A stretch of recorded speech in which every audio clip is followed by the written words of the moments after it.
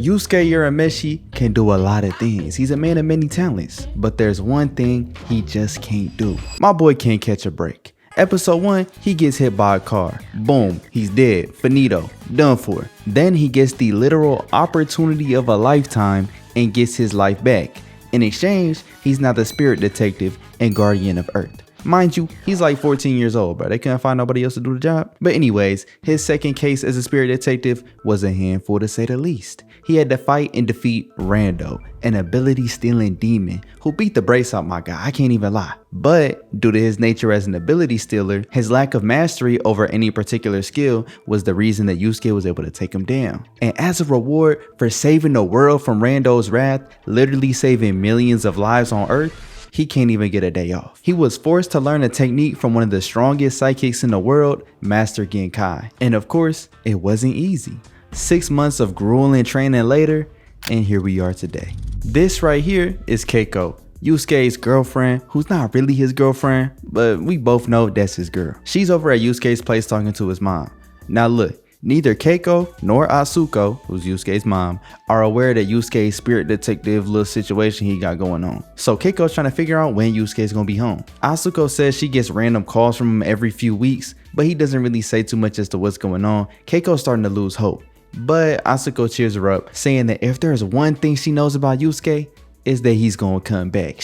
My man's done came back to life after dying. That's how you know he gonna make it back home. He's solid. So we see Keiko walking home, still upset about Yusuke not getting in touch with her at all. She's wondering if there's any point in even waiting for him, but then she sees a figure in the distance. We know she was just acting up earlier, cause as soon as she notices, her eyes light up. Walking out the light like a mythical beast or magical creature or something is my man's Yusuke. 6 months later, he's finally home. He's like, shit, long time no see, huh? We know Keiko's been waiting each and every day, wondering when he's gonna come home. She's ecstatic to see him right now. They end up going to get something to eat real quick, and also they link with the man himself, Kuwabara. Now Kuwabara, he the realest in the show. If you're not tapped in, he a real one. Now Kuwabara went on Yusuke's last mission with them. Not on purpose, but they ended up at the same place at the same time. And Kuwabara got hurt bad by Rando. But after Genkai's healing powers, he felt even stronger than before. But Yusuke said it's nothing in comparison to how strong he is now. He said he's never gonna forget what he had to go through with Genkai. It was straight hell. He's doing all type of shit, keeping himself afloat over a spike with just the power of his spirit energy for hours and hours on end, having to defend himself from all of Genkai's attacks, going all out, doing crazy shit. Kuwabara's like, damn gang, that shit sound painful just hearing about it. But Yusuke's like, you know what? It was worth it all. With the new skills I got,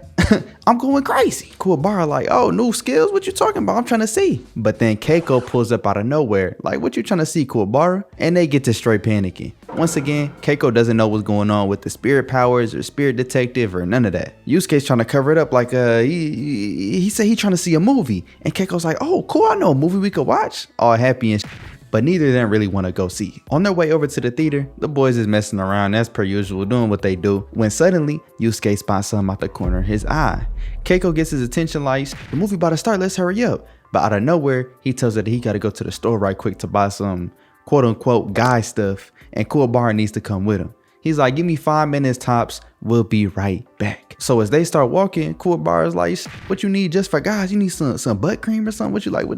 What you want, bro? You can tell me, I'm your mans. But Yusuke like, I ain't going to get no cream, dude, chill out. If you ain't noticed, we being followed. We get to see this group of 5 dudes walking behind them. They've been trailing up for some while now, and Kuwabara suggests that they teach them a lesson. So they end up in this alleyway and they start their little trash talk as they always do. But then the dudes following them just start pulling out knives. They on some serious shit. First dude rushed towards them like, must kill, must kill, must kill on some zombie shit over and over. But Yusuke easily trips them. As they're fighting, Kuwabara's trying to figure out if these dudes is even human. He don't know what they fighting against. Suddenly, Yusuke starts charging up some spirit energy, and as they all rush in, he sends off his new spirit technique that he learned from training with Genkai, the spirit shotgun. He sends out a bunch of different spirit blasts in front of him, completely wiping out these little zombie grunts. Yusuke starts to check out who or, you know what I'm saying, what they even are, but Kuwabara gets this feeling of somebody, not even somebody, something watching him nearby. Out the cut, they see this dude in a trench coat peeking around a corner, and they start chasing after him, but he bolts away. Before he can even get far, this mysterious creature turns the corner, but gets sent flying back to the wall by no other than the homegirl Botan. Apparently, that's a demon that slipped through the barrier between the human world and the demon world just a few days ago. She wasn't really able to get a drop on him until now, so she thanked Yusuke and Kuwabara for doing their little thing. Yusuke asks what even is he, cause it's sure not human, and she explains that it's a spy from the place where he'll be going on his next mission. Yusuke automatically getting hot, saying that after getting caught his little 6 months of hell, he don't want to think about no missions, he don't want to think about no monsters, he don't even want to think about no fighting. My man just needs some time off. But Botan says we don't got no time for time off, or else it's gonna be the end of the world. She explains that Kurama, the ruler of the spirit world, got a letter from the 4 saint beasts demanding immediate integration right into the living world. Yusuke's like, man, I thought Kurama was the big dog. Why can't he just say no? And who even is these saint beasts? I ain't never heard of them. They can't be that bad. Botan explains that these 4 saint beasts are some of the most renowned criminals in the entire world. Back in the day, everybody was going after them, and they were able to hide from everybody by holding themselves up inside of this castle right in the center of Demon World. And that castle is full of traps and ways to kill anybody who tries to enter. All the lower level demons flock to this tower, forming a city around its base, making this city the city of ghosts and apparitions. Out of nowhere, they see this bug crawling out of this knocked out dude's mouth. Botan explains that these are called Makai insects, and they're parasites from the demon world who take over the bodies of humans, altering and intensifying their primal natures. The only way to stop them is to destroy the whistle that's controlling them, which is currently in the hands of the 4 saint beasts. Right now, they don't have a way to force themselves inside of the living world since they're being sealed in by a barrier set by everybody from spirit world. But they've managed to squeeze these little insects through the barrier, and their plan is to invade the living world when we drop the barrier in order to invade their city, trying to break the whistle. But our plan instead is to make a small hole just big enough for Yusuke to enter in and hopefully take them all out before they notice it. Yusuke's like, why is that bum Kurama sending me alone? I thought people normally send little SWAT teams for this or something. All of a sudden, Kuwabara's like, gang, I'm right here. But Botan doesn't want to get him involved. She's telling him he don't gotta worry about it, it's the spirit's detective jobs, regular humans don't got no business doing this, but Kuwabara's not going. He said he's not trying to sit around doing nothing while Yusuke's saving the world, especially when he's proven that he's got the abilities to be of good use. Botan can't really argue with it, so they head to this little secret storage room where Botan opens up the breach in the barrier to the demon world. As they're poking around, out of nowhere, Kuwabara's like, alright bet, let's do it, and just jumps straight in. They're both surprised at how carefree and unbothered Kuwabara was, but Yusuke's like, alright, I mean, I don't really have much of a choice now, do I? But right before he jumps in, Botan's like, oh shoot, I forgot to give you the communication device. Yusuke can't believe she almost forgot. They would have been down there with no type of word from the outside world. That would have been bad. All of a sudden, he's like, damn. And Botan's trying to figure out what happened and like, what's wrong? Yusuke just remembered he completely ditched Keiko at the movie theater. It's already late by now. He ain't give her no heads up or anything. He said he was gonna be 5 minutes. The movie's probably already done. So she's just sitting there alone. And that's how you know Keiko's solid. Cause even though she was hot that Yusuke dipped out on her, she stayed the whole time just in case he did come. But he was too busy off with Botan and Kuwabara taking care of these little zombies or whatever. Yusuke's like, alright bet. I'll take care of the Saint Beast, and Botan, you take care of Keiko for me, alright? And he just jumps right down, trying to avoid that confrontation as much as possible. As the boys arrive, hella demons start popping up out of nowhere. They all got hoods on, they ready to attack. When they get to boxing, my boys is holding their own, but they just start getting jumped. Kuwabara goes down first, and Yusuke's about to go down next, when all of a sudden, lightning strikes through the clouds. These 2 circles of light fly in from the air, landing on a nearby tree. All the little demons sense that these 2 got way too much spirit energy to handle and start running for their lives. As the boys look up, we hear a voice. It seems you 2 could use a little bit of help. And then we hear another voice. If you couldn't handle them, you might as well go home. Finally, we get to see it's my boys Hiei and Kurama. Yusuke's kinda hyped to see him, but last time they ran into each other, they were all enemies. He asked why they're here in the first place, and they explained that Kurama agreed to have him help in exchange for forgiveness of their crimes. Yusuke introduces the 2 to Kuwabara, and he's like, hey, it's nice to have a helping hand. But Hiei shuts that shit up real quick. He's like, y'all little boys ain't gonna have to do shit. If you want to survive, I suggest that when we get in there, y'all stand back and look pretty. Kurama and I will do all of the actual fighting. Kuwabara don't take that kind of disrespect lightly. Like, who you calling little boys? Who you calling weak? And swings on them. But of course, Hiei dodges that with ease. He's only worried about Yusuke and gives him a warning. Right now, they might be on the same team, but when this whole ordeal is over, he wants his rematch and he swears he gonna take Yusuke down. Last time they fought, it wasn't a pretty sight for Hiei, but he insists he gonna get his revenge. As the four of them walk towards the castle, we get to hear the four Saint Beasts talking to each other while in almost complete darkness. They're laughing at the fact that this so-called team is already fighting against each other. There's no chance that they'll even make it past the first gate, let alone all the way up to the top of the tower. As the gang makes it to the base of the tower, they realize they just gonna have to walk right in. Kuwabara and Hiei start bickering back and forth as we get to see their dynamic unfold a little bit.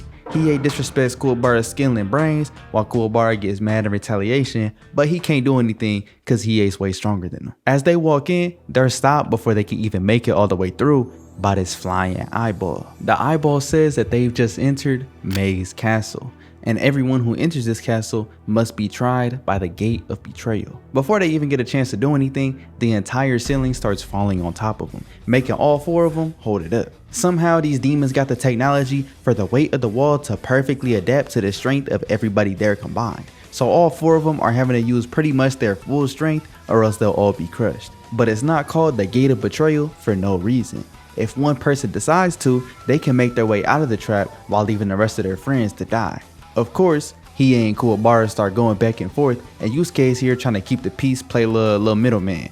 Hiei is like, ain't no way I'm about to lose my life for some damn humans. I'm not going out like that. While slowly, the gang is starting to lose their strength because they're running out of energy, they getting exhausted, and the ceiling slowly starts to fall on them. On top of all of this little floating eye starts talking crazy. He's saying he knows somebody's gonna betray the rest of them. He just can't wait to see who's gonna do it. Yusuke is here the whole time trying to find a way out. He notices there's a switch on the other side of the wall, but there's no way for him to get there in time. But there is somebody whose specialty is speed, Hiei. Yusuke says he's gonna have to use up all of his spirit power to hold up this ceiling while Hiei dashes in and flips the switch. Kuwabara already don't like the sound of this plan because he don't really trust Hiei, but they don't got much of a choice at this point. Hiei's like, I already swore my revenge on you. I could go ahead and knock out two birds with one stone, but Yusuke know damn well he not gonna want it any other way but in a fight. Yusuke goes ahead and uses his spirit energy to buy some time. As he's unleashing it, Hiei dashes out of the trap and the ceiling instantly starts falling even more.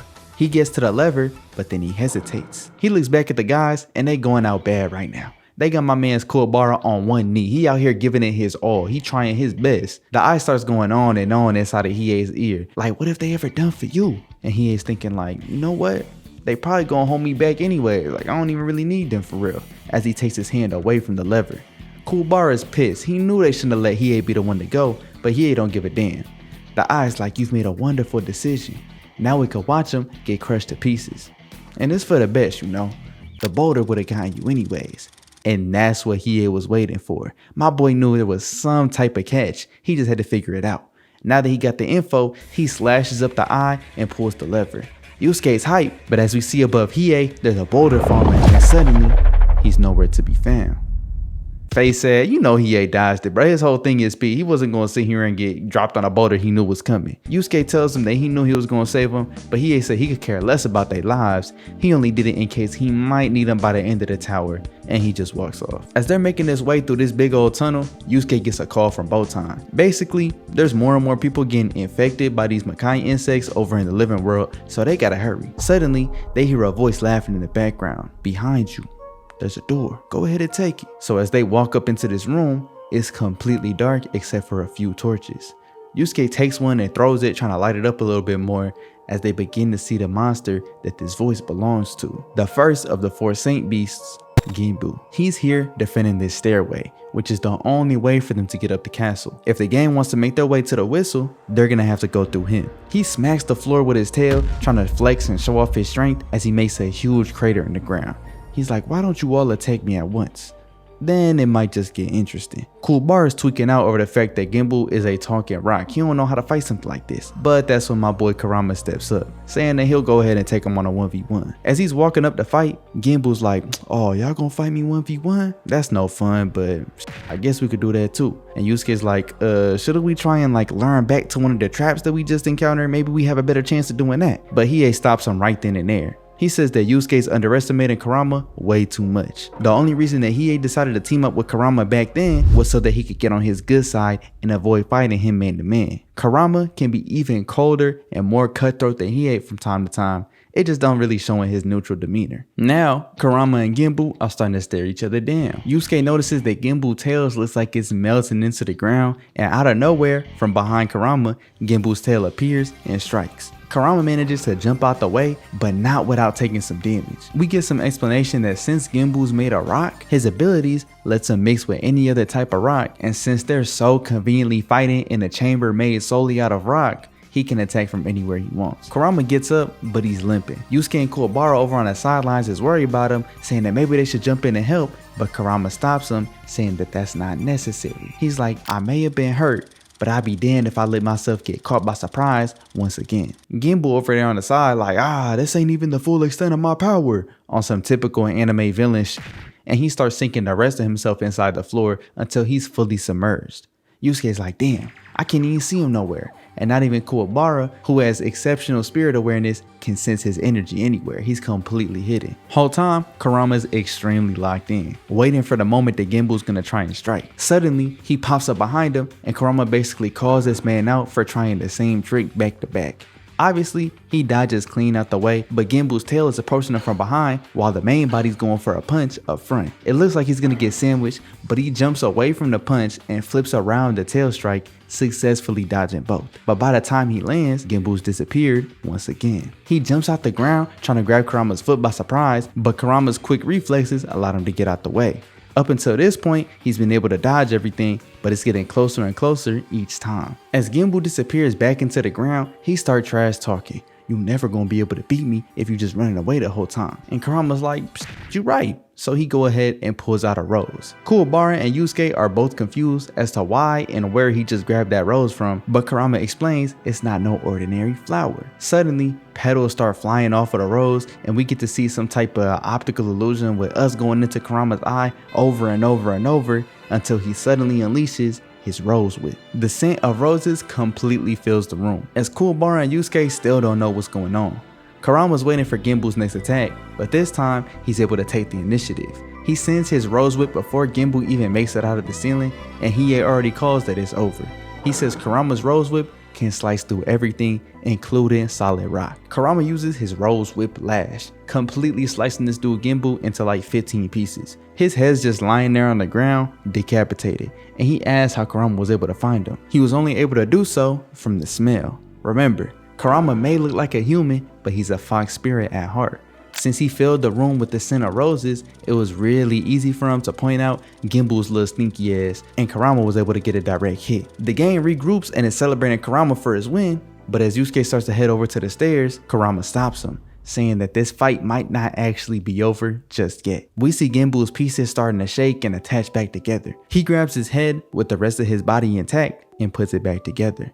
He's like, you could break me apart all you like. I'ma come back each and every time. Suddenly, he sends his arms and head as an attack towards Kurama. They get slashed once again by Kurama's rose whip, but he makes it back together once again. He sends the same attack towards Kurama. At this point, he just spam it over and over, but this time when Kurama dices him up, he notices Gimbou's core flying around amidst the rubble. So the next time Gimbou sends this little attack towards him, he decides to start taking the hits in order to get to said core.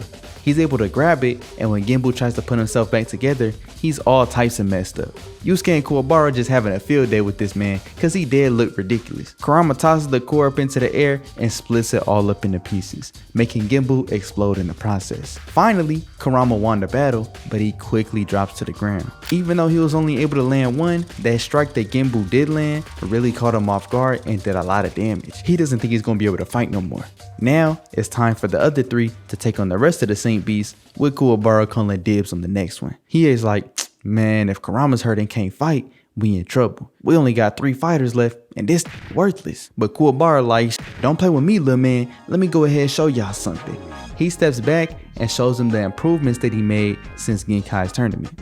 He said he wasn't going to sit around and do nothing while Yusuke was out there training and getting stronger, and suddenly, he pulls out his spirit sword without the need of that item that he was relying on back at the tournament. And on top of being able to summon it at will, he's also got a technique where he can extend his sword into more of a spear, which he can control all with his spirit energy. After he brings it back, we find out that he can use this at his will, but afterwards he gets a little dizzy from the spirit power usage, so it's not really the most reliable of techniques. Suddenly, Yusuke gets another call from Botan. She's saying that it's getting even worse in the city. She found a whole batch of the insects near her elementary school, and out of nowhere, she's getting attacked by another person under the influence of these Makai insects. She's on the run and ends up trapped in one of these storage rooms. She ends up sneaking behind them with some bug spray, then taking them out with her bat, but she's not going to be able to keep up with the fighting much longer. The gang's got to get rid of that whistle as soon as possible.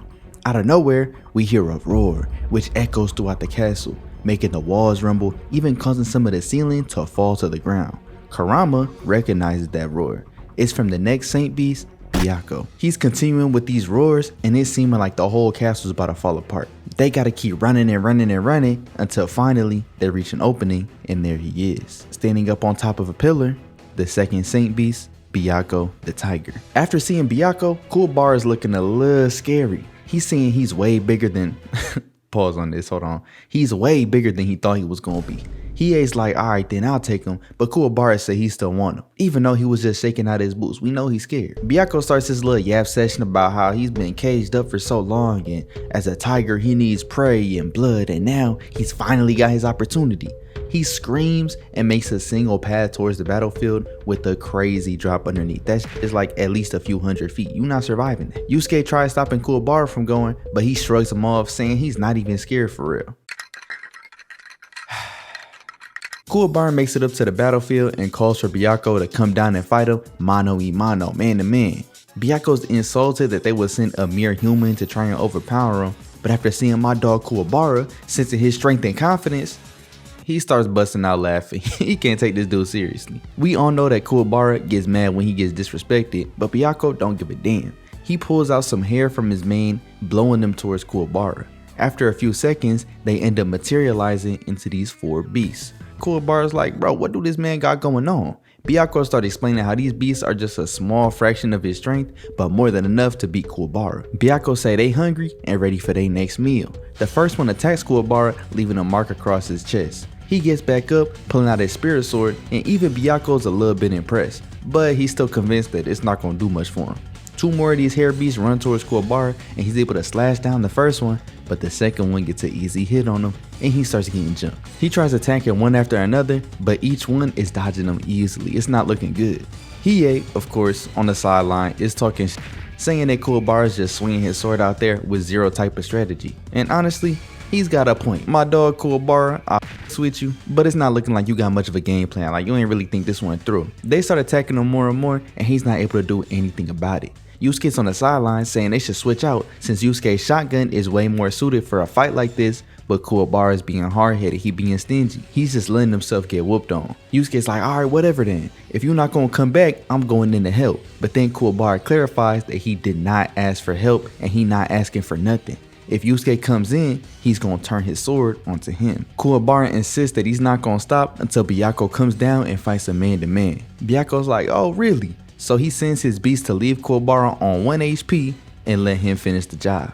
As they continue fighting, Kuwabara's not making no progress, and Yusuke keeps yelling, trying to convince Kuwabara to tag out, saying there's no way he's just gonna win by swinging his sword around. He's never gonna be able to catch him. And finally, that's when something goes off in Kuwabara's brain. Kuwabara's like, damn, he's right, and starts hauling ass right back to the rest of the gang. Byakko thinks this hilarious, seeing that he finally cracked and now is running for his life, and Hiei's doing the same. As Kuwabara's running, they're closing in on him, and Kurama doesn't think he's gonna make it in time.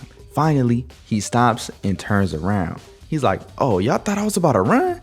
All he wanted was all four of the beasts to get in a straight line. He uses his powers to extend his spirit sword into a spear as the beasts start running right after him. He sends the spear right through the first one, then the second, and so on, putting them all on his sword like some type of little monster kebab. He was able to stab all of them right through the center, but they're kind of just sitting there. They chilling. He don't really got nothing to do with them. Byakko laughs off Kuwabara's little plan, saying that even though they're chained up, that doesn't mean that they still can't chase him down. Since they're still a part of him, made through his energy, he can remotely send them even more.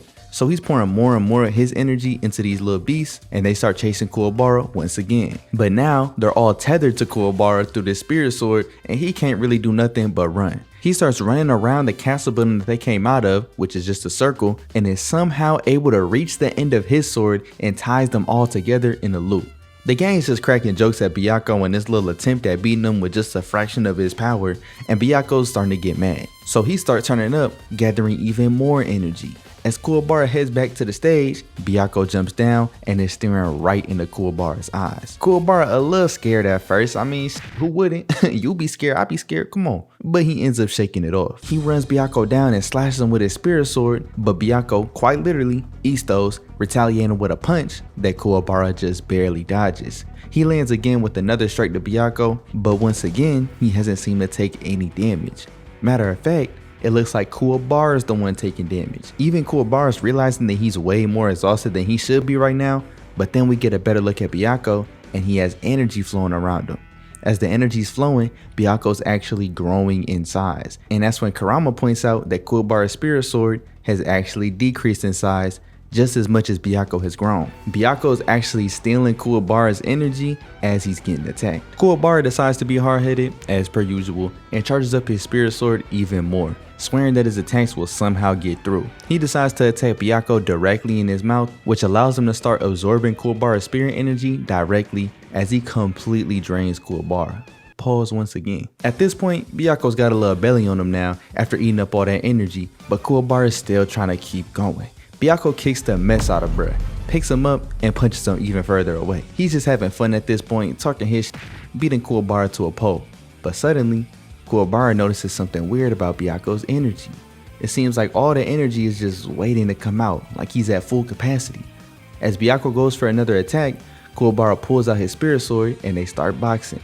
Now, his goal is to feed Byakko as much as possible, hopefully in order to reach his limit. As Byakko drains all of Kuwabara's energy, it seems as if Kuwabara's gonna hit his limit first as he falls to the ground. Byakko says he never has so much energy absorbed at one time, he doesn't even have room to eat Kuwabara no more. So instead, he's just gonna stomp him into tiny little pieces.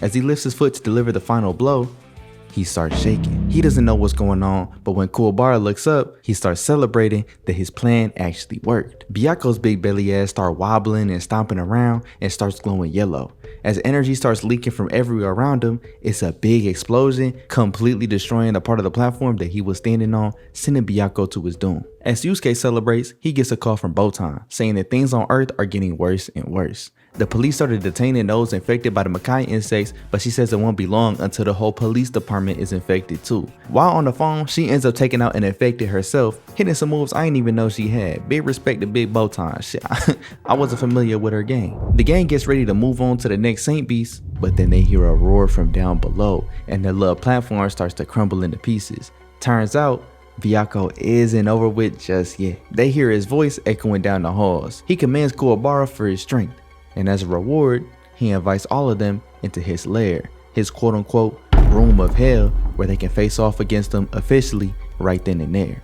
Kuwabara, being hard-headed, wanting to finish what he started, of course, agrees, saying that he'll go wherever Byakko wants to take him. As they walk in, they realize Byakko was not playing around. It wasn't just a clever name, it's literally a room of hell. It's hot as There's lava everywhere with random bits of land you can stand on. Kuwabara rips off a piece of his shirt and tosses it, and as soon as it hits the lava, it instantly gets burned up. It's not some type of little optical illusion or whatever. Byakko pops up out of nowhere, and the gang's surprised that he's completely back to normal as if nothing ever happened. My question is, how did he get that far up the castle that fast? Like, well, I don't even know, but we here. He asks if any of his challengers are courageous enough to challenge him in a 1v1, and my dog Yusuke steps up the back. He's not here to duck no type of smoke.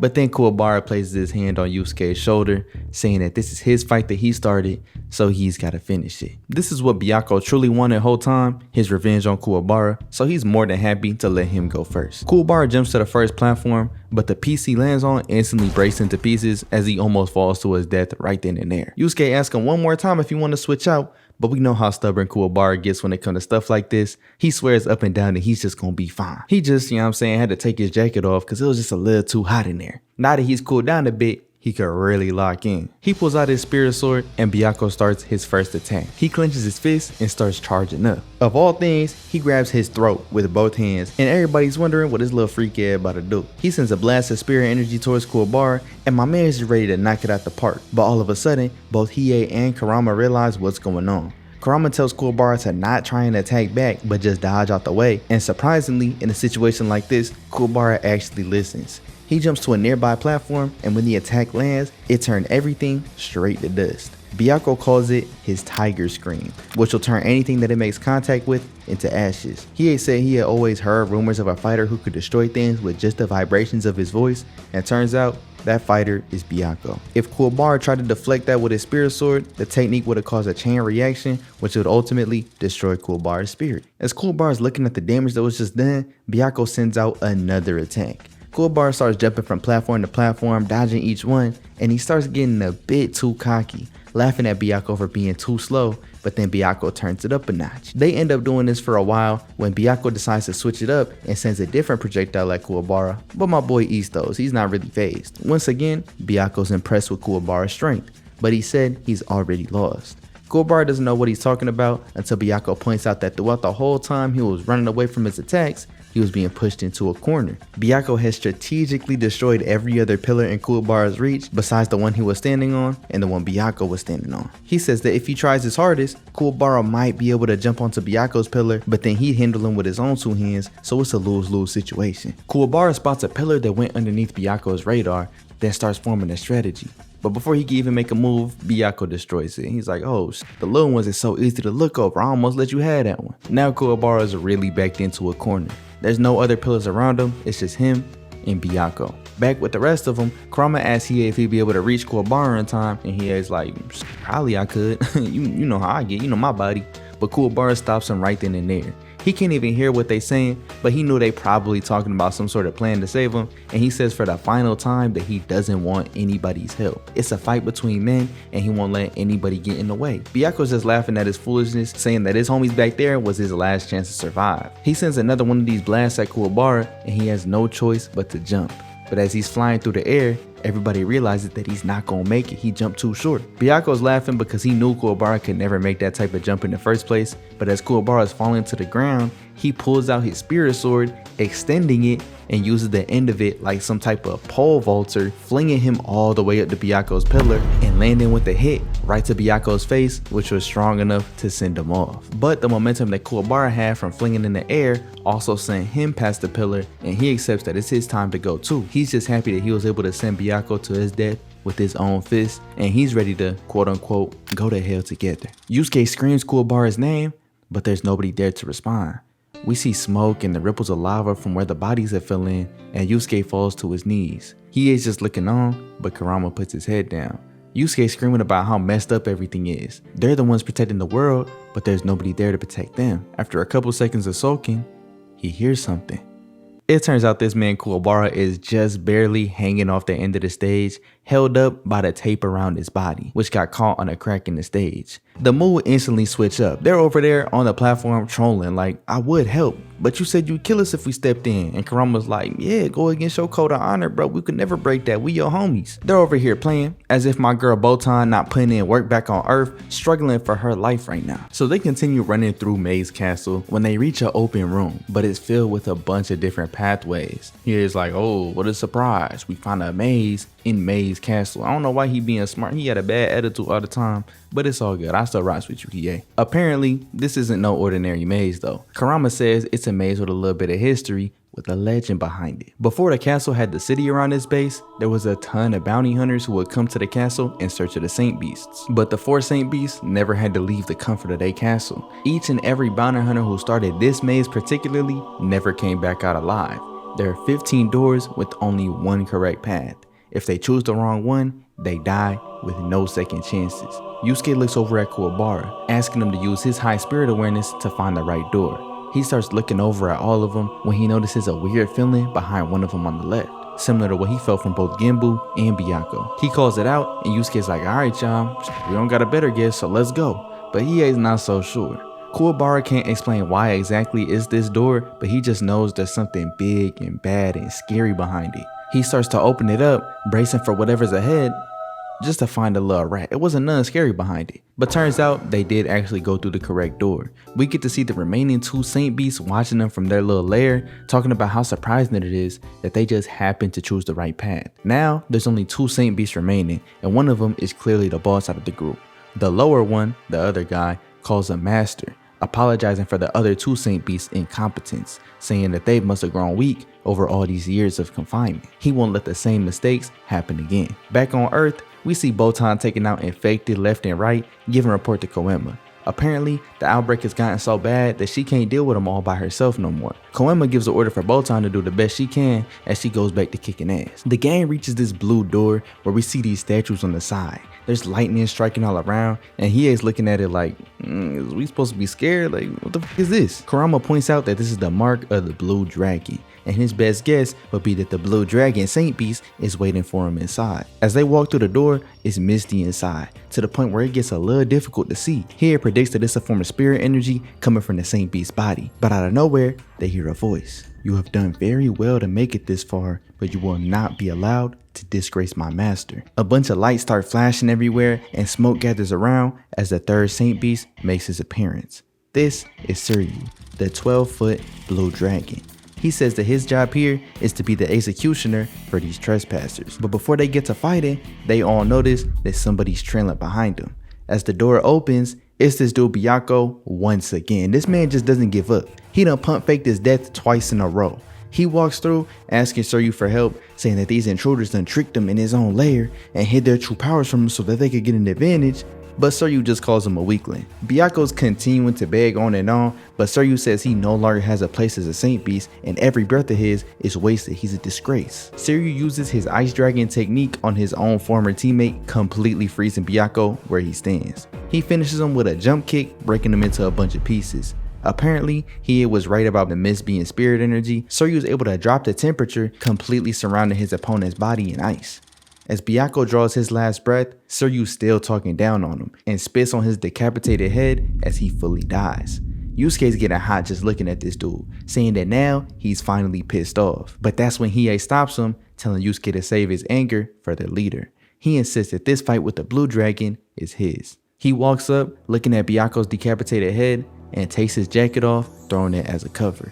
Seiryu's confused as to why Hiei just did that, disappointed that he might be feeling sympathy for Byakko, but Hiei doesn't respond with anything. If there's one thing I f with Hiei, he gets straight to action. He don't like all that chit chat, all the bush, all the, you know what I mean? He just gets straight to action. Kurama points out how interesting Hiei is as a person, since he's seen Hiei do even more cruel things than what Seiryu just did, but for some odd reason, this seemed to have pushed his buttons. Kurama explains that Hiei seems to live by a certain code of honor, funnily enough, similar to Kuwabara, but his code of honor is extremely complicated. Kurama doesn't fully understand it just yet, but in this case, he knows that one thing's for sure, he's never seen Hiei begin a fight with so much spirit energy. We see that he's not playing around. Both of them are charging up, and Seiryu gives Hiei an opportunity to join the Saint Beast army, saying that he make a fine army general, but once again, Hiei's not trying to hear none of that. He's like, is that really what you want to say? And Seiryu's like, what are you talking about?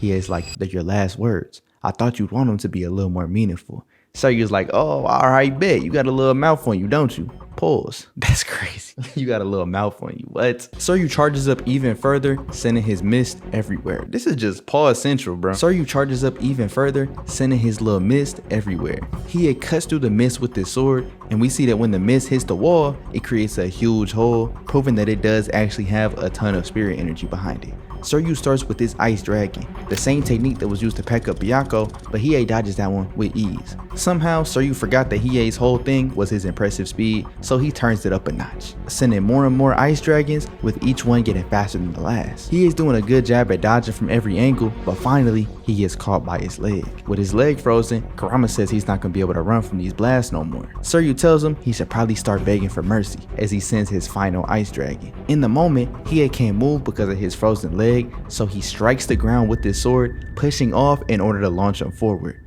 Seiryu was expecting some type of attack, and they end up having a close range interaction with Hiei getting his arm and his other leg frozen. Seiryu's talking about, I told you, nobody escapes the Ice Dragon. But suddenly, Hiei stands up, breaking the ice off of his arm and his legs, saying that that little weak ass move is not gonna stop him.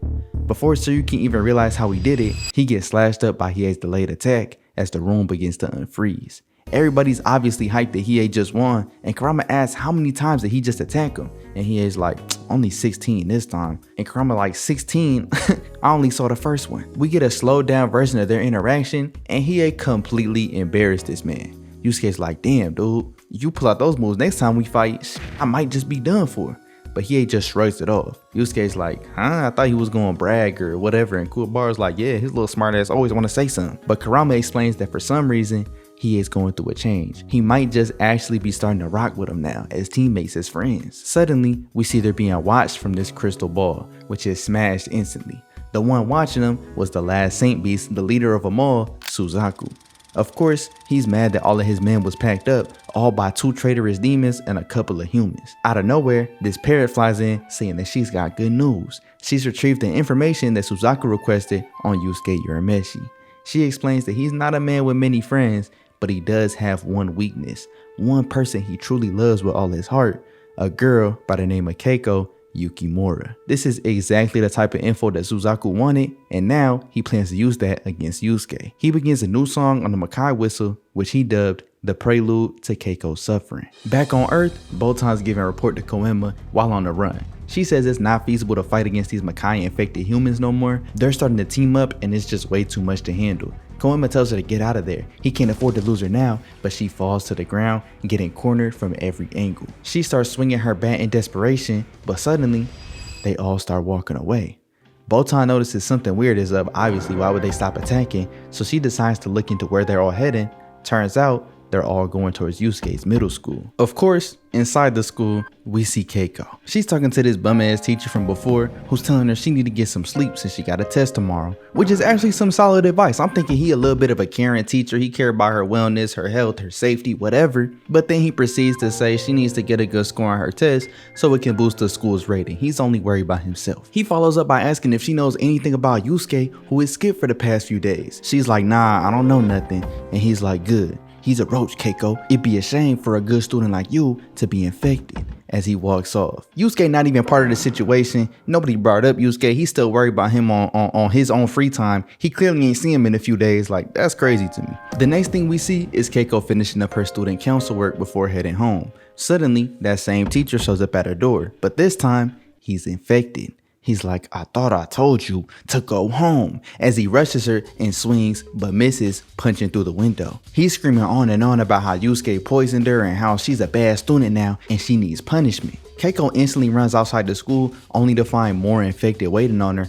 all chanting her name specifically. She runs off to the side, assuming that these are the lunatics that she was hearing about on the news, but she don't know how they end up knowing her name. Like, she ain't hear nothing about that. Of course, it's all because of Suzaku back at Mei's castle, controlling them with the Makai whistle. She bolts around a corner, but is trapped by her teacher, when suddenly, back at Mei's castle, Kuwabara notices that something's not right back on Earth. He can't tell exactly what it is, but he's got a real bad feeling, saying that they all gotta hurry. So the gang's running at full speed towards the last pillar in Mei's tower. Yusuke is worrying about something happening to Keiko, and he's the last one who hasn't fought yet, so you know he's itching to go. As they reach the final watchtower, Hiei points out that that's most likely where Suzaku's hiding. Back on Earth, Keiko's still running from these infecteds when she's all of a sudden pulled to the side by my girl Botan. She's wondering if Keiko was hurt in any way, but she's all good. Botan instantly makes a call to Yusuke, and when he picks up, he's obviously shocked to see Keiko on the phone. Botan tells him that the infected are starting to target Keiko directly, but before she gets a chance to explain anymore, the bum teacher, Iwamoto, pops up behind him and they've got to run. Yusuke loses signal, and Kuwabara says that that's probably the bad feeling that he had just got a moment ago, so they continue running towards the tower even faster.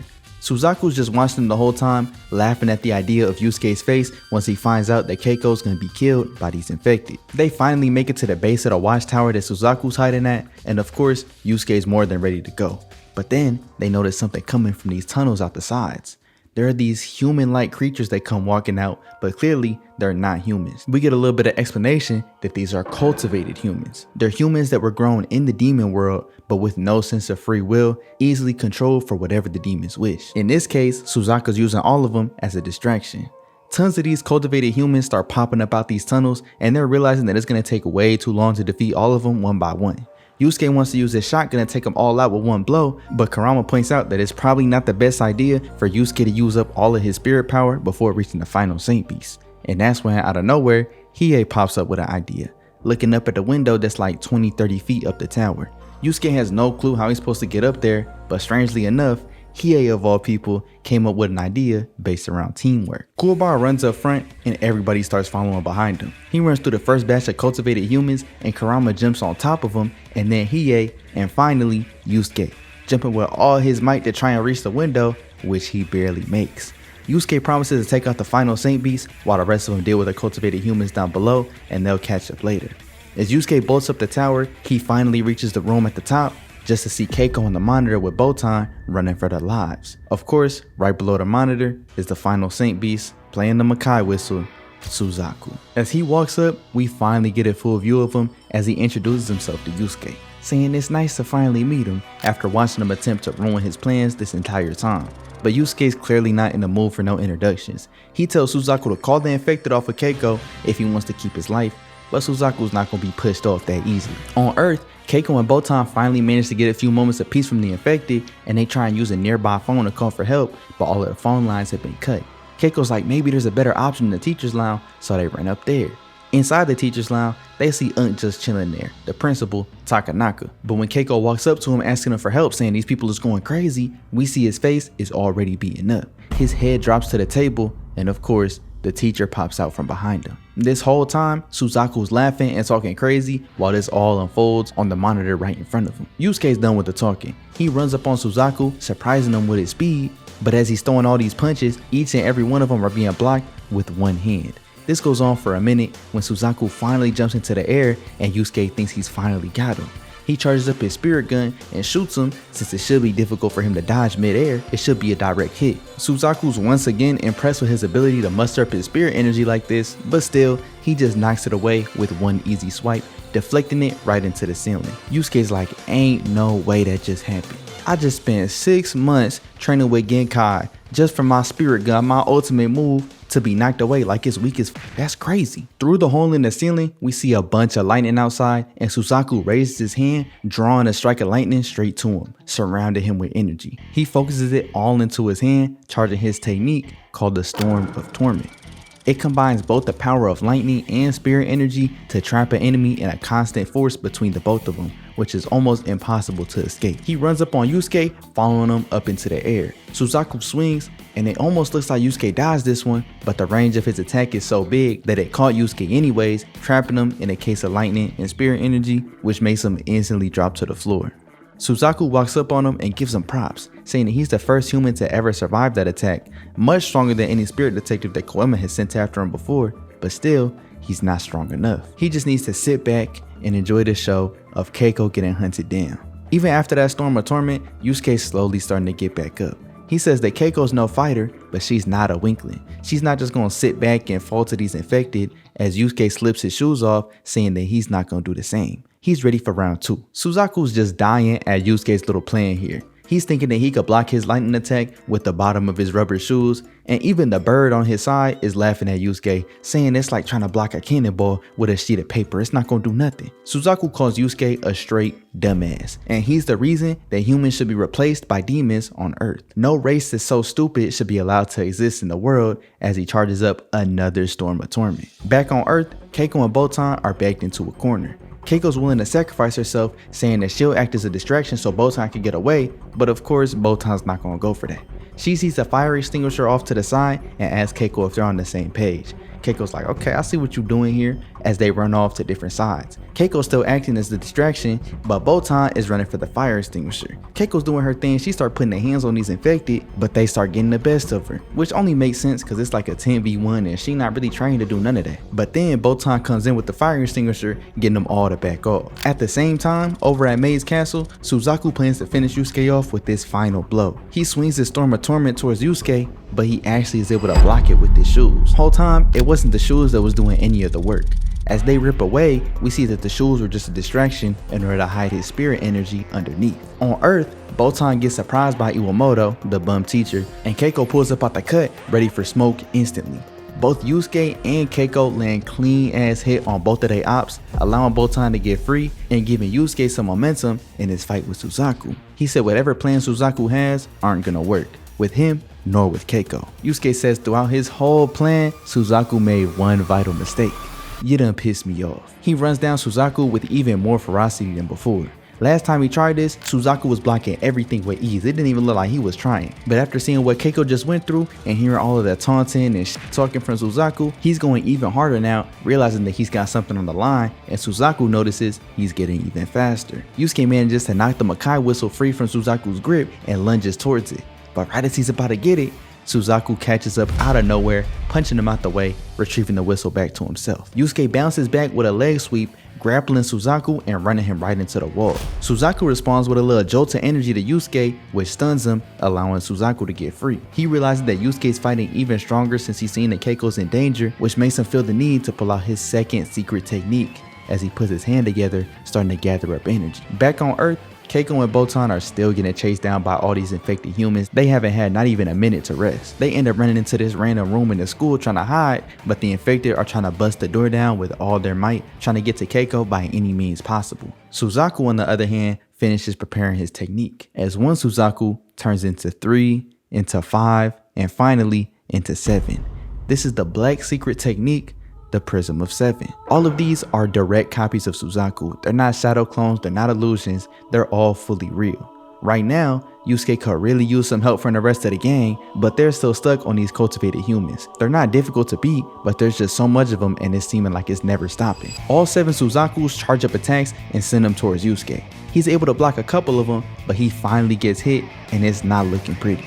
Suzaku gives kudos to Yusuke, but says he's been doomed from the very start that he set his eyes on the Saint Beast. Yusuke is able to stand back up, but Suzaku punches him right back down to the ground. All 7 of them end up grabbing Yusuke and start torturing him. They got 2 of them holding him up, 4 on the side, and the main one just sitting in the chair watching it all go down. They plan to torture him just enough so that he doesn't pass out, but he's at the upper limit of his pain tolerance. Just enough so that he can't retaliate, but he still has to watch Keiko get chased down and eaten by these infected. The main Suzaku sitting back, enjoying himself when we see that the infected break into the room that Keiko and Botan were trying to take cover in. As the infected walk in, they look around to see that everything's empty. But finally, we see a locker where a piece of Keiko's clothing is jammed into it. Iwamoto's talking all types of trash, saying that he knows where they are, woo woo woo. He's just talking his ass off. We also get a view of Keiko and Botan trying to stay as quiet as possible. They start abusing this locker with all the brooms they grab from the classroom. They just stabbing through it, making sure that anybody inside isn't gonna make it back out alive. Yusuke screams Keiko's name, crying as he failed the only person that he truly loved. Of course, this is when all 7 Suzakus turn up the heat on their attacks and start torturing them even more. The gang's still on the lower levels trying to pack up the rest of these cultivated humans. Kuwabara gives up on trying to kill them all. He said they not gonna stop coming and decides to do what I think he should have done from the very start. He runs up and uses his spear attachment to fling himself towards the window just like he did in that fight versus Byakko. He's flying through the air, but he just barely misses, face planting right into the wall. When down below, Kurama calls out to him to stop messing around. They done finally packed up all the cultivated humans. What are you doing up there? In the moment that he gave up on trying to defeat them all, they stopped showing up, so Kurama and Hiei were just able to pack up the rest of them. But as they run inside, thinking that they're finally done with these dudes, even more cultivated humans pop back up. They get to fighting them, knowing that they don't got no time to waste, as Suzaku realizes that they're approaching closer and closer, so he decides to finish up Yusuke as quick as possible so he can focus on them once they arrive. Yusuke's been getting electrocuted and tortured this entire time, and is getting to the point where he's reaching his absolute limit. He lost all signs of life within his eyes when suddenly he hears a voice in his head.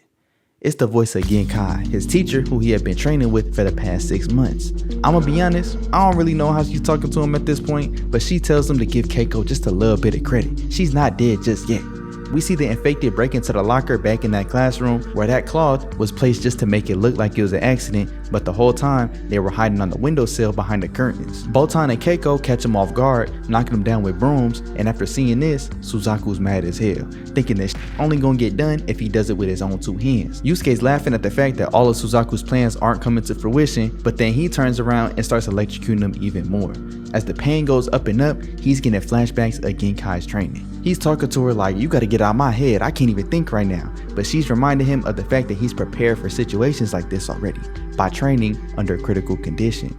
Genkai says that only by pushing your body up to its physical limits, then you can surpass them and become even stronger. In the flashback, Yusuke was ready to give up, trying to attack Genkai and get it all over with, but she calls out that killing her isn't gonna be the answer. It's just gonna be him trying to run away from his problems as he's done all throughout his life. She knocks him down to the ground, saying that he'll never be successful and never get stronger if he doesn't put his all into something that he truly cares about. He's never done it up until now out of fear of it not working out, but Genkai says that unless you care about something that matters to you with all your heart, you'll never truly be able to give it your all. Back to the present, Yusuke is wrestling with these thoughts when it comes to him, something that he should care about. He thinks about his mom, Hiei, Kuwabara, Kurama, Botan, and of course, he thinks about Keiko, realizing that everybody that he just thought about needs him just as much as he needs them. As Suzaku sends off the finishing blow, Yusuke is able to muster up all of his spirit energy, fending off that attack as well as the rest of Suzaku's copies. Suzaku's shocked at the fact that Yusuke just keeps getting stronger as the fight continues. He gathers up all of his copies, ready to send another storm of torment towards him, but he used up too much energy on his last attempt. He can't fire it off. Conveniently, Yusuke has just enough energy to send out his shotgun, firing one blast of spirit energy through each copy of Suzaku. He knocks all of them away and even knocks the Makai whistle out of his hands. He's completely out of energy at this point, but it doesn't look like Suzaku's in any shape to put up a fight. He tries walking towards the whistle in order to destroy it, but falls to the ground. Back on Earth, Keiko and Botan are running, but Botan gets snuck by an infected, being hit in the head with a pipe. Keiko has her in her arms, and Botan's just telling her to leave her, go on her own, protect herself, but Keiko of course insists on staying with her. Yusuke's watching this all go down as he starts crawling towards the whistle, trying his best to save her. If he's able to break this whistle, then all of the Makai infected humans will stop going after Keiko and she'll be free. But as he's almost there, that funky ass parrot kicks it out of the way. She's like, oh, I won't let you have it. But Yusuke points his finger out like, if you don't want to be turned into lunch meat, then I suggest you move out the way. She says that she knows he's bluffing, since he just said earlier that he don't got no energy left. But Yusuke says he didn't have enough energy for a saint beast, but a little funk booty bird ain't no problem. Of course, Yusuke's bluffing. He used up all of his spirit energy in the process of taking down all 7 copies of Suzaku, but is hoping that this bird ain't smart enough to realize that. Luckily enough, she wasn't. She backs up off of the whistle as he crawls towards it and reaches his hand out, but his hand gets stomped on by none other than Suzaku. Yusuke's shotgun wasn't enough to take him out, and he ends up being able to recover thanks to the bird stalling. Yusuke's thinking that this is going to turn into a straight fist fight since neither of them have any spirit energy left, but Suzaku raises his arms and starts absorbing the spirit energy back from all of his other copies. After absorbing all of them, he healed his wounds right back as if nothing ever happened, and then duplicates back into 7, with each and every one of them having the same amount of spirit energy that everybody just started with. That's low-key cheating, I don't care. He's just able to recover and reduplicate all of his spirit energy like it has no end. But cheating or not, it's back to a 1v7 and Yusuke has 0 energy left. They start charging up their storm of torment as we see the gang finally got through those cultivated humans, but it might be too late. They notice that the thunder every time that he does his storm of torment is getting louder and louder, thinking that this last attack is probably gonna end up killing Yusuke. As they start to rush up towards the stairs, all the lightning and thunder end up causing the entire staircase to rumble and fall apart. Yusuke in the main room is just getting pushed back from Suzaku's energy. He's disappointed with himself, thinking that he done failed everybody who's counting on him. He let everybody down. Suzaku fires off the attack and Yusuke braces for it as it connects. But oddly enough, it wasn't a direct hit. Yusuke manages to survive somehow. Suzaku's wondering what's going on. Why did his attack miss? But then he realizes one of his antennae was chipped. His antennae are the guides for his lightning-based attacks, and without them, they can't be aimed properly. He thinks back to when it could have happened, and he remembers Yusuke's very first attack, which he thought he blocked fully, but it turns out it had just enough power to break the antenna. Turns out this entire fight, Suzaku's attacks haven't even been at full power because he's had poor accuracy. He realizes that he's not going to be able to take him out in one hit, but with enough attempts, he'll be able to break Yusuke piece by piece. Even if it takes 1,000 tries, Suzaku swears he's going to kill Yusuke. Back at the staircase, Hiei throws his sword to the nearest piece of stair that hasn't broke off, and Kurama uses his rose whip to lash around it. They finally have a solid way up, but back on Earth, it's not looking good for Keiko. They rush her down with scissors and all type of weapons, pipes, brooms, and Yusuke's just watching it all happen helplessly. But right as they're about to attack, a wave of spirit energy surrounds Keiko, deflecting all of the infected away as Yusuke's eyes start to turn white. Suddenly, more and more spirit energy surrounds Yusuke, and at first, Suzaku doesn't realize what's going on. After a second, he notices that Yusuke is giving up his life energy in order to convert it to spirit energy to fight back and save Keiko. He starts rushing towards Suzaku as he sends his storm of torment once again, but now with this newfound spirit energy, Yusuke is able to send his shotgun and they start clashing. The rest of the gang finally runs in as this all is going down, but they just see a big explosion. All 7 copies of Suzaku being shot through and the Makai whistle breaking into a ton of pieces. We see Yusuke flying backwards, apologizing to Keiko in his head that he won't be able to make it out alive too. The tower at this point is absolutely trashed. Suzaku's been defeated, and the first thing we see is the gang checking up on Yusuke. Kurama explains that he expended his life force for spirit energy and his heart is finally stopping.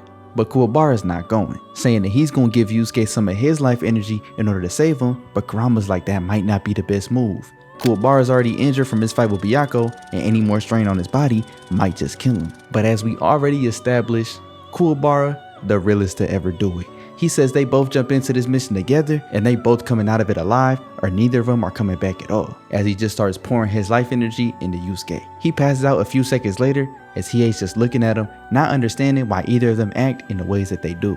But Kurama explains that there are reasons, even if Hiei can't understand, there are reasons why they do this stuff for other people. But for now, Hiei and Kurama both have to carry Kuwabara and Yusuke back to the living world. Back on Earth, we get a view of Yusuke sleeping in his bed. As he wakes up, he sees Kuwabara and Kurama there by his side. Kuwabara explains that they're at his house, and he already talked to Yusuke's mom about the whole thing, so she's filled in and fine with it, but Yusuke instantly asks what about Keiko. When he does, they both look down in shame, not saying a word. He gets up and grabs Kuwabara by his shirt, screaming in his face asking what happened to her, but through the door comes in both Botan and Keiko as Kuwabara and Kurama start laughing at the little prank they pulled on her. Turns out everybody ended up in good health. As Keiko and Yusuke go on a walk back to his house, Keiko tells him that she feels like an idiot for not being filled in this entire time. He told everybody else about these little missions and what's going on, but she was just left behind. She's clearly mad at him, and the only way that she'll forgive him is if he promises to tell her next time something happens, but he fights back saying that he was only keeping it from her in order to protect her. But obviously with all that went down and the Makai infected, that didn't work out too well. She's trying to get Yusuke to promise about keeping her filled in with the spirit detective stuff, but Yusuke just walks off holding his silence. Y'all know what time it is. Shout out to the Patreon members holding it down.